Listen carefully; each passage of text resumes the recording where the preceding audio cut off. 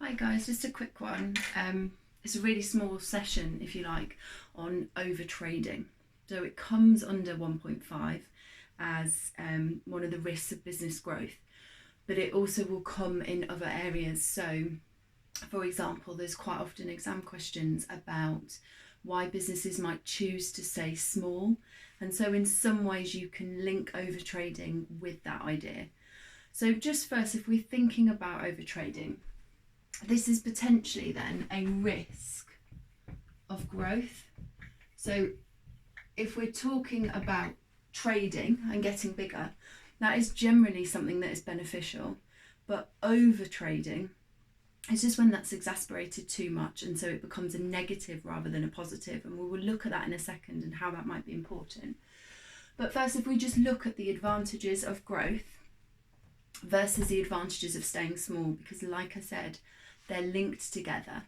So primarily, one of the first and foremost reasons for growth is for profits and or linked sales or scope. So if, for example, you're a not-for-profit organisation, a charity, medical facility, something like that, the fact that you are bigger might mean that you're more able to reach your social objectives. So also, I'm just going to call that scope, that you get a greater level of recognition. Another one might be down to just brand awareness. If you really want to be one of the world's biggest brands, then obviously having growth and being available in more than one geographical region, internationally, globally, is going to mean that you have got increased brand awareness. And that might also be really important to what you want to achieve. Other reasons for growth, one of the biggest ones, so this is an economic concept and it really does need to be something that you feel really confident in applying in your exams. So if I'm talking about this now and you're not fully sure, please make sure this is something you revise, add it onto the pro forma that I've put on Google Drive and tell me that you want a session on this. But another reason is for economies of scale. So economies of scale, obviously what we're talking about there is that the unit price per item produced goes down as you increase production. So this is about cost per unit goes down. And obviously if costs go down, that is going to lead to an increase in profits. So loads and loads of benefits of growing bigger. Not only do you get economies of scale from a cost point of view in terms of actual finance of the product and the cost involved there, but you might also get those administrative advantages and marketing advantages as well, all to do with cost realistically. So most businesses will strive to become bigger because becoming bigger means bigger profits, recognition. But you've got to understand and be aware that there are some businesses that instead will want to stay small. Your exam absolutely can pose this question, give some advantages of why a business might want to stay small. For an 8-mark question, it might be analyse the reasons why business X wants to remain small.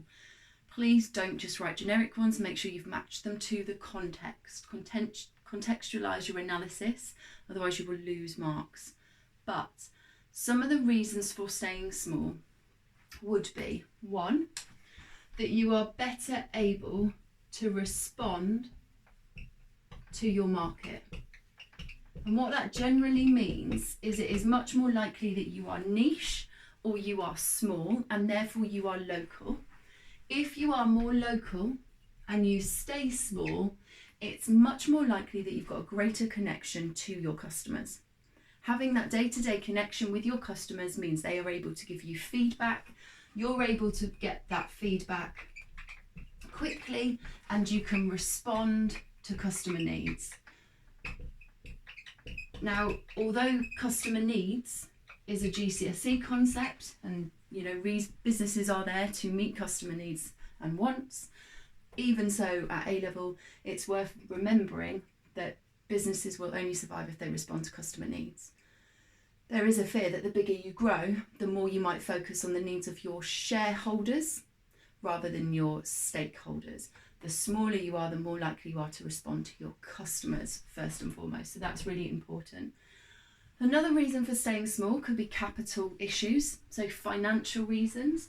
You might stay small just for capital costs. So it might be that you've got an inability to grow any bigger. So financially, you don't have enough money. It might be that you're a capital intensive business, so you would need an awful amount of capital to make that growth, and so you don't. Other reasons for staying small, and this again, you can link to Porter's competitive rivalry, so Porter's 5 forces, is there may already be huge players in the market that meet the mass need. So you might stay small so that you are a niche player and therefore have a unique element in the market. So this can always be linked to Porter. It can be linked to Porter's generic strategies in that you have a very narrow focus on a particular customer, or you could link it to competitive rivalry, and that some businesses will not want to grow because the minute they grow bigger, they will be noticed by the bigger companies and they will force them out, whether it's through predatory pricing, aggressive sales and marketing techniques, or whatever it would be. So some businesses almost want to fly under the radar, stay small, and then they would avoid being targeted by big players. So you might have very small organic supermarkets, for example, that aren't necessarily being targeted by Tesco. So Tesco does a small range of organic, but it isn't trying to be the only organic provider. If you got bigger and bigger, however, that you might face slightly more rivalry. Tesco's one example, there would be quite a few others. So reasons for growing, reasons for staying small. Another reason to stay small effectively is to avoid this idea of overtrading. So it links, but equally, if you grow and you grow too quickly, you might end up overtrading as well. So this can happen in both ways. So there are 2 main methods of growth. You should remember that from your GCSEs. You have got organic growth, so revision, and you have got inorganic growth. So this is obviously natural through expansion, your own internal expansion by adding more brands or more branches. So internal expansion, step by step generally, or it could be inorganic through takeover or merger. Either way, whichever way you choose to grow, there is absolutely the potential that you can grow too quickly, too fast. And that generally happens on 2 levels, and this is where we end up with overtrading. So one is financially. So the first is financially.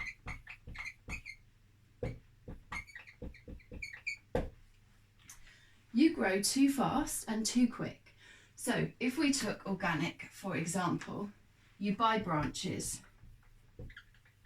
You might absolutely be able to afford those additional branches, but what you've forgotten, or what you might not have anticipated, or you've put to the side of your mind, is that each one of those branches comes with its own overheads. So your bills, your taxes, your insurance. Not only does it come with overheads, but it is also going to come with equipment needs. It might come with decorating. And obviously it's going to come with other costs, staff costs, etc., etc. Whether you are a sandwich shop and you need materials, whether you are going to be a plumber's merchant and you're going to stock those. One real issue with growing too quickly and too fast is that financially you are not able to fully stock or run those premises. And as a result, you end up with some premises either fully stocked and some not. So some run and some don't, and you have to close those. It might also be that you make the decision not to fully stock some and lose out on others, but you try to spread yourself too thinly. And what you end up doing then is having badly or poorly stocked branches across the country or nationally. And you end up with shops and businesses that just aren't meeting needs anymore. They don't meet the scope, they can't pay bills, you're not getting enough sales turnover and revenue because people don't want what you've got. And effectively that is a problem. It's not necessarily that your business idea was bad, It's just the fact that you are not generating enough working capital, so it can always come back to working capital, to be able to run your business as a going concern. So working capital is obviously that day-to-day money that you need for operations. You can overtrade, try and grow even if you're profitable, and through doing that you can end up in a situation where you don't have enough capital. So overtrading can be really dangerous on that note. Another way you can overtrade, and this is kind of an overtrading / marketing kind of juxtaposition, I suppose, they mix together, is that marketing you might end up with a bit of a problem in terms of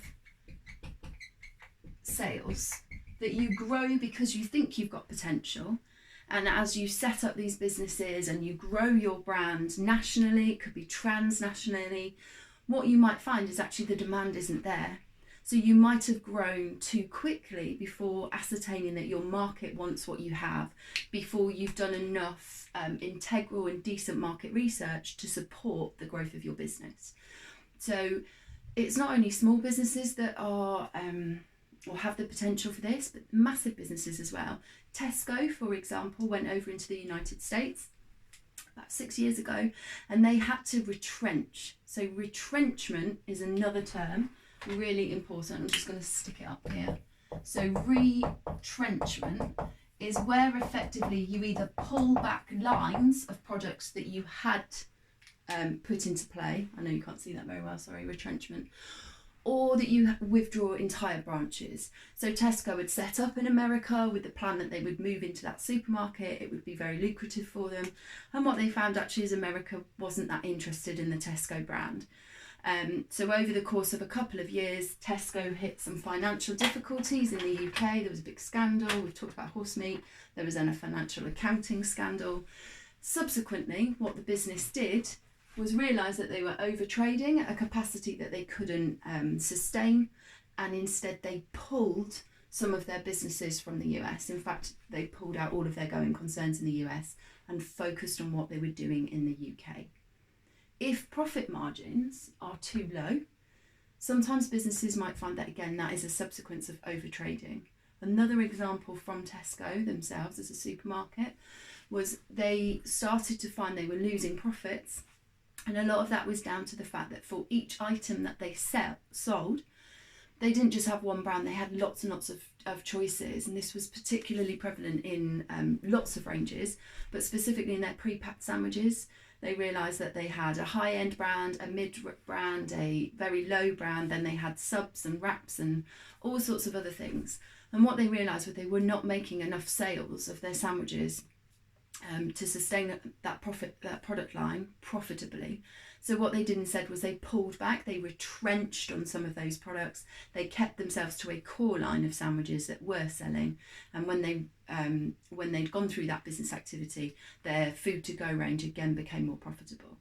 So in summary, overtrading is a very real risk of growth. If you grow too quickly, you can end up in an overtrading situation. If you take over too many companies, you might find that you don't have the money to continue those concerns, and then you have to pull back later. So overtrading, really important. You can always link that to the benefits of growth as your positive and reasons why you might do that. There are arguments for staying small.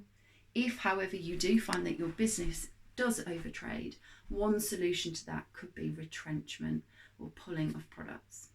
Okay, I hope that's helpful. I will see you next time. Bye.